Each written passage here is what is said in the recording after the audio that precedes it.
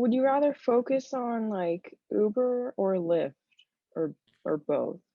So what I say to a lot of drivers is to first off, make sure you sign up with both. This is huge. The reason why is, and I said this before in a bunch of other videos, anyone who's seen my videos on YouTube is going to know what I'm about to say. The number one factor that determines how much money you can make with Lyft and Uber is your location, which is kind of unfortunate because if you live in an area that's not as good for Lyft and Uber, that just sucks as opposed to an area that is good. There's a great site called Rideshare. They do surveys almost every year looking at the Lyft and Uber income.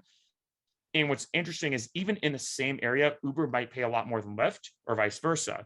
In addition, on like a random Friday night, Lyft might be paying more. Maybe the next weekend, Uber might be paying more on that exact same Friday night. And in addition, both apps have bonuses. This is a big thing when it comes to ride sharing.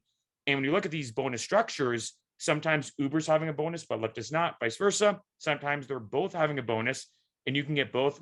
My number one biggest pro tip right away, sign up with both apps. I can't say if one is necessarily better than another because that can change from day to day, week to week, or even hour by hour. Okay.